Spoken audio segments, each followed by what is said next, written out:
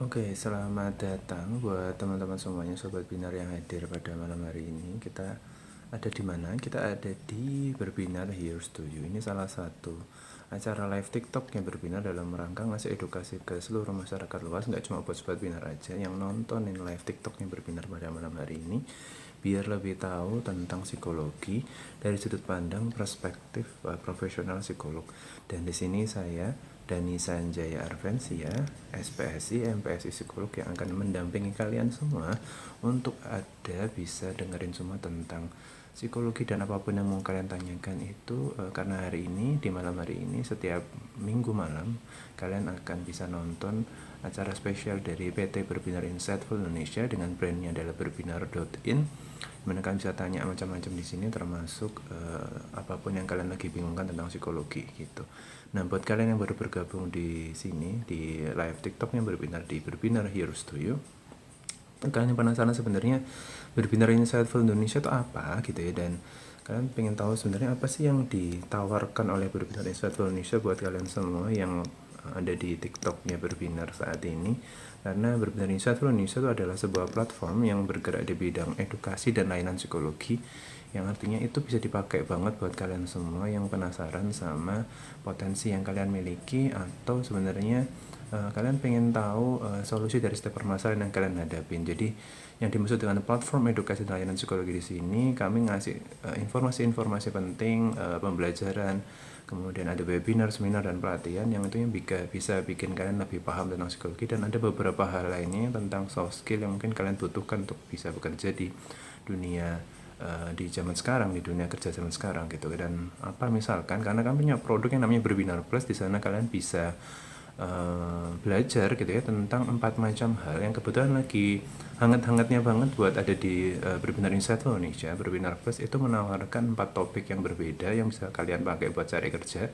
Yang pertama itu ada tentang job seeker. Di situ kalian bisa tahu tentang berbagai tips dan trik bagaimana kalian bisa menghadapi wawancara kerja, bagaimana mempersiapkan diri untuk menghadapi sebuah psikotes, dan tentunya untuk mempersiapkan CV-nya sebelum sampai ke level wawancara dan psikotes itu tentunya. Dan itu berasal dari ahli-ahli yang bergerak di topik-topik HR dan topik-topik psikologi industri dan organisasi. Jadi kalian nggak bakal rugi karena kalian bakal dapat informasi yang lengkap dari mereka. Dan tentunya di Berbinar Plus kalian itu nggak cuma nontonin video yang pendek, dan kalian bisa akses itu dimanapun kalian berada, dimanapun kalian mau, tapi harganya juga murah, dan juga tentunya kalian bisa personal mentoring banget, face to face, lewat WA personal gitu ya. Kalian bisa ngobrol langsung sama pakar yang ada di video itu langsung gitu, jadi kalian bisa nyobain itu. Nah, selain tentang job seeker, ada tiga topik lainnya juga menarik. Yang pertama, yang buat kalian pengen mendalamin dunia graphic designer, kalian juga bisa dapetin ilmu pentingnya lainnya dari pakar-pakar yang hebat juga di bidang graphic designer. Dan lain juga ada dari product manager, dan juga ada tentang human resource. Jadi kalau kalian yang pingin menjalanin profesi sebagai profesional di bidang human resource, graphic designer, dan product manager, maka kalian bisa banget cobain di Berbinar Plus juga, karena kalian bisa dapetin berbagai fasilitas yang menarik yang bikin kalian bisa paham tentang profesi yang mau kalian jalanin ke depannya gitu guys. Oke, di sini ada beberapa teman-teman yang sudah bergabung. Saya mau menyapa dulu buat Kak Cap, ada Kak Siva, Natasha, ada Kak Nisa, Cil02 juga, Kak Hana, ada Half Explorer juga, Kak Siva, Natasha juga, ada Kak Jamal 1419 yang ngasih pertanyaan juga. Di sini kalian boleh banget buat nanya, karena ini kesempatan yang langka banget ya guys, nggak setiap hari kalian bisa dapetin ini. Kalian bisa ngobrol langsung sama saya sebagai psikolognya dari Berbinar Insightful Indonesia buat nanyain segala hal yang mungkin kalian bingungkan, yang kalian pengen cari bantu solusinya tanpa harus bayar alias free. Dan tentunya kalau kalian itu jadi tempat curhat atau tempat sampainya teman-teman kalian yang lagi punya permasalahan dan pengen tahu solusinya, tapi kalian nggak tahu gimana cara ngasih solusinya, bisa banget buat tanyain langsung di sini. Bukan buat ngejulitin, jadi kalian nggak perlu sampein siapa namanya atau apa, cukup ceritain aja permasalahannya. Harapannya bukan cuma kalian yang bisa dapat solusinya, dapat insight baru dari sebuah permasalahan, tapi kalian juga bisa ngebantu teman-teman yang lainnya, dan being insightful person bisa ngasih sesuatu yang inspiratif buat semua yang nonton acara pada malam hari ini di Berbinar Heroes to You atau live TikToknya Berbinar Insightful Indonesia. Oke, pertama-tama saya mau coba ngebahas, ada pertanyaan pertama dari Mas Jaman 1419. Mas, kenapa ya di dunia ini orang yang suka bully bisa lebih sukses dari apa yang kena bully, dari siapa yang kena bully mungkin maksudnya, bukan dari apa yang kena bully ya. Itu perspektif ya, bagian dari persepsi dan perspektif kita gitu. Apakah betul yang dibully lebih sukses daripada yang membuli? Apakah yang membuli selalu lebih sukses daripada yang dibully?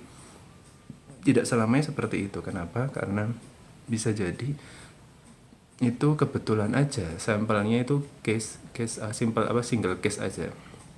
Artinya kalau kita mau lihat secara lebih luas, sebenarnya banyak juga orang-orang yang korban bully tapi juga bisa sukses di luar sana. Buktinya orang-orang inspiratif, sosok inspiratif di luar sana yang ternyata dulunya itu merupakan korban bullying tapi akhirnya bisa lebih sukses sekarang. Contohnya kalau kalian suka lagu-lagu yang romance atau yang slow gitu, yang pop slow, yang jazz atau semacam itu, kan tahu yang namanya artis yang namanya Tulus gitu kan. Dan Tulus itu salah satu orang atau person atau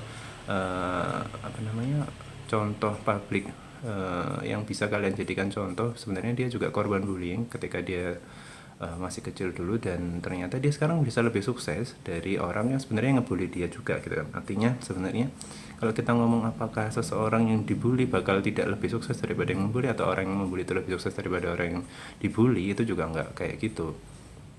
Maka tentunya sekarang kembali ke diri kita masing-masing, bagaimana caranya kita bisa mengambil insight atau something inspiratif dari dark side of our story gitu ya, dari pengalaman kita sebelumnya, itu untuk jadi sebuah motivasi baru sehingga kita bisa bangkit dan nunjukin ke orang-orang yang sudah ngebully kita bahwa kita lebih sukses dari mereka. Jadi apa yang terjadi di depan kalian yang nampaknya seperti orang yang dibully itu kalah sukses dibandingkan yang membuli, itu sebenarnya itu hanya kebetulan saja, karena sebenarnya banyak juga contoh-contoh lainnya yang sebenarnya kalau kalian perhatikan dengan lebih seksama, mereka juga lebih bisa bangkit dari masa terpuruknya dan ternyata bisa nunjukkan ke masyarakat sekitarnya bahwa dia bisa menjadi sosok yang tidak harus selalu dibully dan malah ngasih inspirasi ke orang lain. Kayak gitu Mas Jaman 1419. Jadi permasalahan perspektif dan seberapa jauh kamu mencoba mengeksplor tentang case itu jadi masyarakat.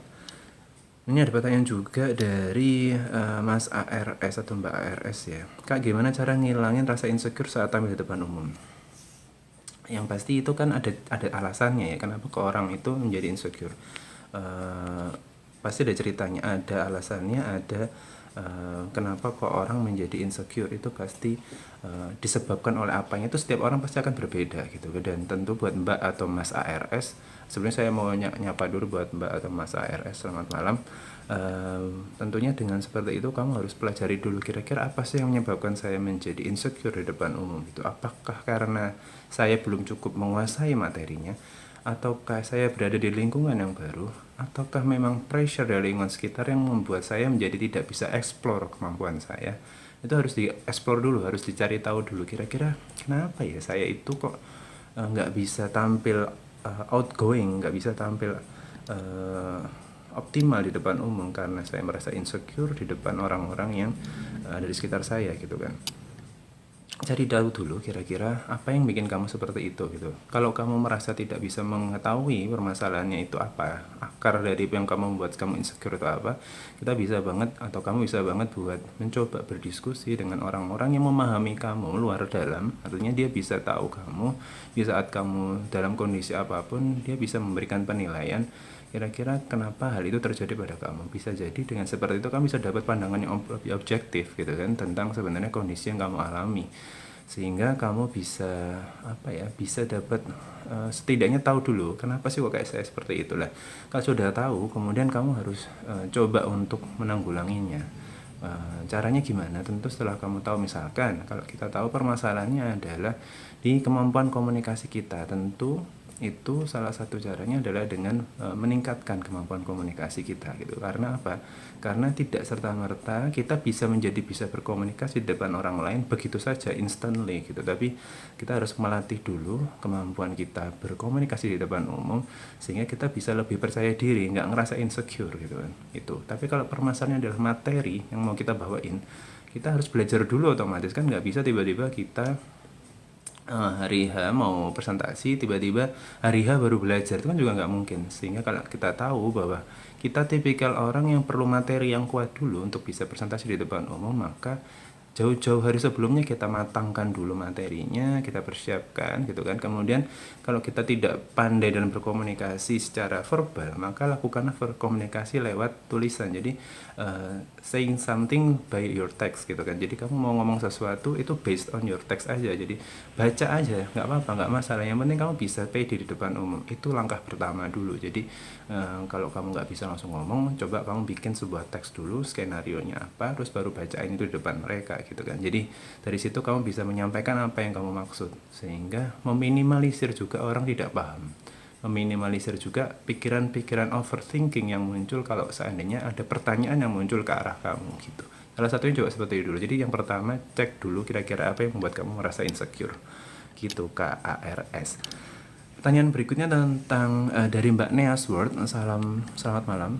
Assalamualaikum buat Mbak Neasworth. Sepertinya salah satu pengunjung setia dari acara Berbinar Here's to You, Mbak Neasworth, dan sepertinya juga terlempar mungkin ya, atau lagi mendengarkan. Saya mau undang beberapa orang buat lebih meramaikan acara pada malam hari ini. Kemudian ada ntar, Mbak Siva saya undang. Kemudian ada Kak Nia. Kak Nianya ini mana? Kamu muncul. Kok jadi kecil suaranya? Mungkin Kak Siva kalau mau say something bisa open mic, tapi kalau belum mau cerita dulu boleh banget buat matiin mic-nya dulu gitu. Buat Mbak Nia seperti sambil kita nunggu Mbak Nia balik lagi ke room obrolan kita di malam hari ini, sambil saya cari-cari dulu apakah yang bersangkutan ada di tempat. Saya juga mau menyapanya salah satu pengunjung tetapnya di Berbinar Here's to You, ada Mbak Nabila Sarasatu nih. Selamat malam buat Mbak Nabila. Nah, Mbak Neasworth, dia tanya, Mas, kalau misalnya kita teringat kejadian yang menyakitkan, tapi kita udah nggak sakit lagi sama kejadian itu, malah sakit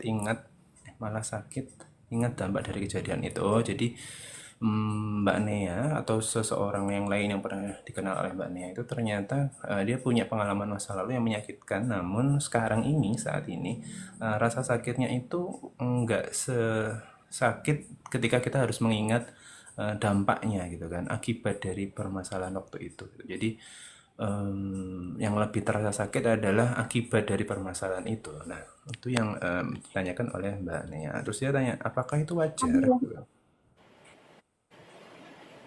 Oke, Mbak Siva mau menyampaikan sesuatu? Kalau belum boleh di off mic dulu. Tapi kalau mau ngomong silakan banget. Nah, kalau Mbak Nea bertanya seperti itu, maka tentu permasalahan itu pasti tidak mudah ya buat Mbak Nea atau seseorang yang lain yang menghadapi masalah itu. Karena apa? Karena permasalahan itu nggak cuma terjadi di momen itu aja, tapi juga ternyata masih merembet ke momen setelah itu. Artinya dampaknya masih dirasakan sampai sekarang. Dan dampak yang masih dirasakan itu masih nyangkut atau masih teringat terus di dalam memori kita, tersimpan dengan baik di dalam memori kita. Nah, kalau sudah masalah kognitif atau masalah hal yang terkait dengan memori, maka untuk bisa menyelesaikan itu tidak terus kemudian kita bisa secara instan, atau saya bilang tadi secara langsung bisa hilang begitu aja. Terus kalian mau pakai hipnotis supaya langsung sembuh itu enggak juga kayak gitu, tapi artinya ada kondisi di mana sebenarnya ada bagian dari diri kita yang masih merasakan situasi itu tuh belum sepenuhnya bisa kita apa ya, bisa bahasanya itu bisa kita ikhlaskan gitu. Artinya itu situasi yang benar-benar membekas dan benar-benar mempunyai dampak yang luar biasa buat diri kita. Dan Iya, saya coba cek lagi ternyata Mbak Neanya terganggu jaringannya sepertinya. Ya, mungkin nanti bisa ditonton di YouTube-nya Berbinar Satu Indonesia ya. Saya coba jawab juga. Jadi buat Mbak Nea yang mengalami masalah ini atau siapapun yang mengalami masalah seperti ini tentunya tidak mudah buat Anda semuanya, buat kalian semua buat bisa move on dari situasi seperti ini karena rasa sakitnya itu bukan cuma terjadi di momen itu terjadi tapi juga terasa memiliki akibat yang berpengaruh ke aspek-aspek lainnya gitu. Nah, yang paling penting dilakukan adalah sekarang mencoba untuk membuka diri gitu. Membuka diri dalam artian bukan buat kita itu tiba-tiba berkomunikasi sama orang lain secara tanpa tujuan gitu, tapi bukan kita coba cari perspektif yang lain sehingga kita punya masukan baru dari permasalahan yang sedang kita rasakan itu gitu. Coba kita ngobrol sama orang yang kita percaya atau orang yang menurut kamu itu profesional di bidangnya misalkan psikolog atau konselor. Coba ngobrol sama mereka kira-kira dengan seperti itu apa yang kamu rasakan itu apakah juga akan dirasakan juga oleh orang lain? Maksudnya apakah yang kamu yang rasakan itu apakah wajar? Dan kalau pertanyaan ini sekarang tertuju kepada saya sebagai seorang psikolog, saya rasa itu bisa jadi wajar. Kenapa? Wajar dalam artian ini bukan dalam rangka ingin meremehkan bahwa itu adalah rasa sakit yang dirasakan oleh semua orang, enggak. Tapi saya yakin rasa sakit yang dirasakan oleh setiap orang itu berbeda-beda dari segi kadar maupun bentuknya. Tapi permasalahan seperti itu wajar akan terjadi jika rasa sakitnya itu benar-benar eh, apa namanya betul-betul menancap betul ke dalam pikiran dan perasaan kita. Artinya tidak mudah sehingga pahamilah itu. Jadi gini, kalau kamu merasakan seperti itu jangan sampai terus merasa itu kamu merasain sesuatu yang bersalah, kok aku nggak bisa move on, kemudian aku kok nggak bisa lepas dari situasi ini. Jangan menambah permasalahan yang sudah terjadi. Maksudnya sudah tahu itu adalah sesuatu yang berat buat kamu, lalu jangan salahkan terus kepada dirimu untuk tidak bisa move on dari situasi itu. Artinya masalah yang sudah ada jangan ditambah dengan masalah yang baru. Jadi artinya kita lokalisir dulu bahwa oh oke, permasalahannya ini gitu kan. Kemudian dampaknya seperti ini dan yang saya rasakan saat ini kalau saya coba refleksikan ke dalam diri saya gitu, saya coba evaluasi diri saya seperti apa, ternyata yang masih terasa banget itu adalah ingatan terkait akibat dari permasalahan itu. Nah, kemudian kalau sudah seperti itu, yakinilah bahwa setiap permasalahan itu ada solusinya. Cuma yang terpenting sekarang adalah seberapa kuat kita ketika harus berjuang untuk mencari solusi tersebut. Karena tidak semua orang punya energi yang cukup untuk bisa bertahan terhadap usahanya untuk mencari solusi itu. Karena kadang orang sudah capek duluan buat nyari solusinya sehingga karena sudah capek duluan ngerasa frustasi akhirnya berujung pada depresi dan itu yang membuat kita jadi nyalahin diri kita sendiri karena kita nggak bisa cari cara buat ngilangin itu semua karena rasa sakitnya benar-benar terasa apalagi ketika kita lagi capek-capeknya gitu kan dan apa yang dialamin oleh Kak Nea atau Nea's World Kak Nea ini sayang banget ya Kak Nea nggak bergabung sebentar karena saya ingin mencoba mengeksplor langsung ke yang bersangkutan. Yang pasti itu, karena permasalahan ini kita harus benar-benar cek ya, kalau kita di psikolog pasti akan ditanyain sangat detail dan rinci. Pasti ditanyakan itu bagian mananya, dampak yang seperti apa, aspek-aspek apa saja yang sampai terpengaruh oleh rasa sakit itu, memori buruk apa yang muncul.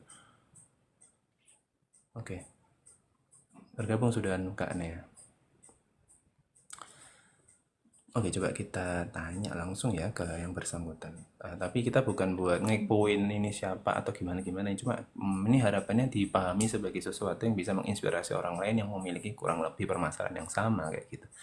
Nah, ini kita lagi ngebahas tentang apa yang dialamin atau diceritain, dibahas di komen sama Kak Nea nih di bawah. Jadi kalau boleh tahu, kan kalau yang diceritakan di sini kan yang dirasakan itu rasa sakitnya lebih ke dampak dari permasalahannya, betul gitu ya? Iya, Mas. Oke. Nah, itu seperti apa sih kalau boleh tahu? Maksud saya, ini permasalahan yang em, masih sampai sekarang dirasakan atau ini sudah berlalu dan sekarang pengen tahu seandainya itu nanti bisa digunakan solusinya buat teman-teman yang lain kalau boleh tahu. Ini sudah berlalu atau masih? Sebenarnya ini pertanyaan dari teman sih ada nitip, Mas. kalau boleh kita nggak perlu sebut nama ya karena kita mau merahasiakan informasinya juga. Jadi Iya. yang dirasakan yang bersangkutan ini apakah cenderung eh, apa ya maksudnya sudah terjadi sebelumnya atau masih sampai sekarang dirasain?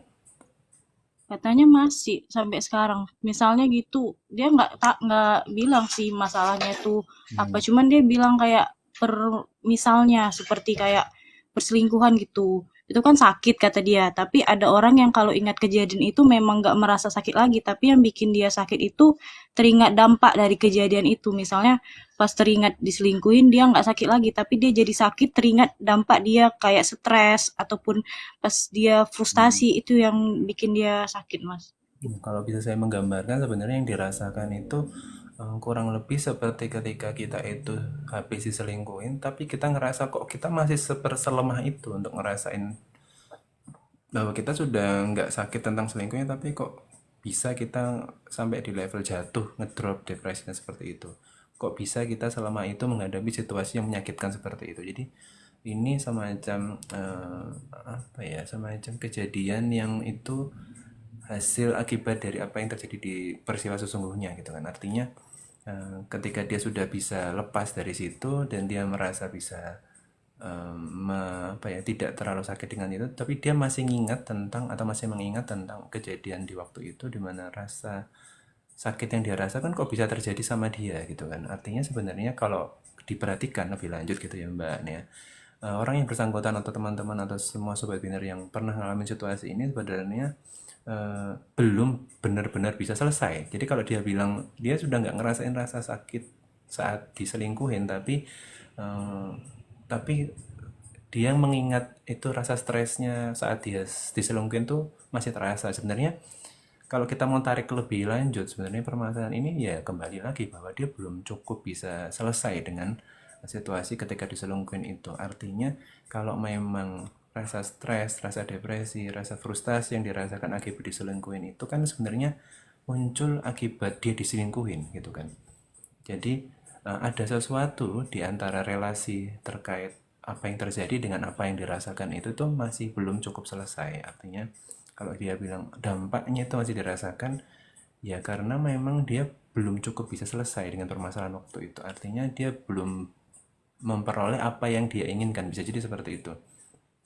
Mungkin dia bisa lupain itu, tapi dia masih ingat tentang rasa sakit yang dia rasakan setelah itu gitu kan. Artinya mungkin ada harapan dari dia, dari orang yang bersangkutan yang diselingkuhin itu, harapannya bahwa mungkin si cowok ini atau si cewek ini yang nyelingkuhin si temannya Kak Nea ini sebenarnya bisa jadi orang yang belum sempat buat ngobrol langsung biar ngutarain maafnya, tapi memang sudah tidak lama berhubungan, tapi artinya ada harapan dia pingin dia bilang minta maaf tapi dia nggak minta maaf, bisa jadi kayak gitu. Atau mungkin dia masih memantau nih, masih memantau kan ada beberapa dari kita ketika kita sudah lepas atau kita sudah tidak punya hubungan dari seseorang tapi kadang kita masih nge-follow IG-nya, kita masih ngelihat story-nya, kita masih nonton feed-nya, kita masih coba cari tahu gimana kabarnya sekarang kayak gitu. Kenapa? Karena kita masih punya rasa ya sekedar rasa ingin tahu atau mungkin lebih dari itu yang care gitu ya, masih tentang pertemanan atau apapun itu yang masih, atau bahkan beberapa di antaranya masih punya rasa harapan ingin balik lagi seperti itu. Nah, artinya bahwa rasa-rasa seperti itu tuh memang bisa membuat kita jadi teringat tentang impact ketika waktu itu. Artinya masih belum selesai. Kalau dibilang apakah sudah tidak merasakan rasa diselingkuhinya, saya rasa itu tidak benar-benar apa yang dia rasakan karena dia belum benar-benar jujur akan perasaan yang dia rasakan. Jadi yang paling penting sekarang adalah mencoba atau mengarahkan yang bersangkutan gitu ya. Kalau karena yang memang bisa membantu dia, membantu temannya kan ya, mungkin diajak untuk benar-benar terbuka sebenarnya yang diharapkan itu apa dari situasi seperti yang waktu itu. Rasa sakitnya itu pingin diselesaikan dengan seperti apa. Biasanya setiap orang akan punya preferensi sendiri untuk menyelesaikan permasalahannya, tapi mungkin karena preferensinya itu tidak bisa digapai karena ada gap tertentu gitu, maka akhirnya rasa sakit itu benar-benar terasa sampai sekarang karena harapannya belum tercapai kayak gitu. Jadi mungkin bisa dibantu ke arah sana Mbak Nia, tapi tentu jangan lupa prinsip dari sebuah konsep curhat atau konselor sebaya adalah kita tidak berhak untuk menggurui, tapi kita berusaha untuk memfasilitasi kebutuhan dari teman kita itu gitu. Mudah-mudahan bisa kebantu ya Kak Ane ya. Terus ini ada pertanyaan dari Kak Siva yang tadi juga sempat bergabung sama kita. Kalau kita nggak disukai orang karena diri kita yang kurang asik, lebih baik kita teguh pendirian atas sifat kita, orang merubah sifat sesuai apa yang orang sukai. Sorry, aku coba baca lagi. Kalau kita nggak disukai orang karena diri kita yang kurang asik, lebih baik kita teguh pendirian atas sifat kita, orang merubah sifat sesuai apa yang orang kita sukai. Oke, nah yang terpenting gini nih, jangan lupa bahwa setiap orang itu adalah individu-individu yang berbeda. Artinya setiap orang itu punya keunikannya masing-masing, setiap orang punya kelebihan dan kelemahannya masing-masing. Jadi sekarang permasalahannya adalah apakah kelebihan atau kelemahan itu juga dipandang sama oleh orang yang berbeda-beda? Ataukah kelemahan yang kita rasakan itu kelemahan yang dirasakan oleh orang lain atau hal yang tidak disukai oleh orang lain terhadap kita itu hanya dirasakan satu orang saja. Kalau rasa tidak suka orang itu kepada kita karena salah satu sifat kita, itu hanya dirasakan satu orang saja. Berarti permasalahannya ini bersifat subjektif. Jadi kalau memang ternyata hal ini juga dirasakan oleh setiap orang, maka kita perlu introspeksi kepada diri kita gitu kan. Kita perlu evaluasi ke diri kita, ada apa ya? Kok beberapa orang atau kebanyakan orang berpendapat hal yang sama tentang diri saya dan mereka cenderung tidak suka dengan sifat yang saya miliki. Nah, coba kamu evaluasi, coba lakukan diskusi sama orang-orang yang ini yang kamu rasa orang-orang ini tuh bakal memberikan informasi yang valid, informasi yang jujur tentang kondisi sesungguhnya yang dia rasakan tentang kamu kayak gitu. Tapi kalau ternyata ini bersifat subjektif, hanya satu orang saja yang bermasalah sama diri kita, maka kita perlu tanya perspektifnya dari orang lain. Kenapa ya? Kok orang yang ini kok punya perspektif seperti itu kepada saya tentang sifat saya yang seperti ini? Nah, kalau kamu kok nggak apa-apa, kalau kamu kok nggak apa-apa, kalau kamu kok nggak apa-apa. Jadi lebih banyak yang nggak apa-apa daripada yang kenapa-kenapa gitu kan. Nah, artinya perlu kita lakukan validasi. Sebenarnya apa yang dilihat orang ini tentang diri kita sehingga dia merasa tidak nyaman, tidak suka dengan sifat yang kita miliki. Nah, dari situ sebenarnya kita harus belajar bahwa kadang ada beberapa hal yang perlu dirubah, kadang ada beberapa hal yang nggak perlu dirubah sama sekali. Justru yang perlu dirubah adalah perspektif orang itu, gitu kan. Jadi jangan memaksakan diri kita menjadi seperti apa yang diinginkan oleh orang lain, karena kadang apa yang diinginkan oleh orang lain itu belum tentu yang terbaik buat diri kita. Jadi seperti itu Kak Siva. Jadi pede aja kalau memang yang kamu dengar, kamu lihat orang itu tidak suka sama kamu, itu tidak dirasakan oleh kebanyakan orang. Dan kalau memang kamu merasa tidak nyaman dengan sifat atau sikap orang itu terhadap sifat yang kamu miliki, maka beranikanlah dirimu untuk bisa ngobrol sama orang itu. Ada apa sih? Kamu kenapa kok kayak gitu? Kan setidaknya kita membuka obrolan dulu. Tapi kalau ternyata ketika kita berusaha untuk reach out orang ini untuk bisa bercerita kenapa problemnya sama kita dan segala macam, ternyata dia nggak mau membuka, dia malah step away atau dia malah nyelimur atau dia nggak mau ngomong itu gitu kan, ya berarti memang dari dianya ada sesuatu yang mungkin membuat kita membuat dia menjadi nggak nyaman sama diri kita. Ya positive thinkingnya ada sesuatu dalam diri kita yang sebenarnya itu memiliki nilai lebih yang mungkin dia nggak miliki, artinya dia ada sesuatu yang iri sama kita gitu kan. Nah, yang kayaknya kadang kita perlu untuk apa ya, perlu giving reward sama diri kita. Mungkin ya kita positive thinking aja, oh mungkin gini, mungkin gitu. Jadi supaya kadang kita nggak terlalu jatuh buat ngerasain rasa yang sebenarnya itu nggak harusnya kita rasain, karena mungkin karena satu orang aja yang bilang kayak gitu jadinya kita terlalu down. Ya sebenarnya kebanyakan orang nggak masalah sama sifat yang kita miliki. Jadi perlu cek, cross check dan recheck ya. Jadi cek langsung ke orangnya, cross check kepada orang lain, dan recheck lagi kepada orang yang lagi. Oh betul seperti itu, apakah benar seperti itu gitu kan. Kalau kita coba udah cek, udah kita coba recheck, ternyata orang yang nggak tetap punya niat yang baik, maka ya kita sudah berusaha, kita nggak bisa menjadi Superman untuk setiap orang kayak gitu Kak Siva. Nah betul, memang kadang buat orang kalau kita daily life gitu ya, routines gitu kan, maka pasti kita akan ketemu sama orang-orang yang nggak kita sukai atau orang yang nggak suka sama kita. Jadi artinya itu hal yang sangat make sense, karena itu tadi, karena setiap orang adalah individu yang berbeda. Kita nggak akan pernah bisa bertemu sama, kita nggak akan pernah bisa bertemu sama apa ya, sesuai yang kita mauin terus gitu kan. Karena kita kan acak ya, kita mau ketemu orang tiap hari itu kan random. Kita mau ketemu orang A di hari Senin, bisa jadi ketemu cuma 10 menit, tapi kebanyakan 30 menit ketemu sama orang B kayak gitu kan. Jadi apa ya, appearance-nya itu nggak akan selalu sama sesuai sama yang kita harapkan. day by day, setiap hari itu pasti akan beda antara person to person kayak gitu. Oke, selamat malam juga buat Kak Nabila Sarah. Saya scrolling ke bawah. Ada Mas Half Explorer atau Mbak Half Explorer? Udah, aduh sayangnya orangnya udah nggak ada ya. Ini kayaknya sempat beberapa menit bersama kita. Dia bertanya, nanti apa cek aja langsung di YouTube-nya Berbinar Insightful Indonesia.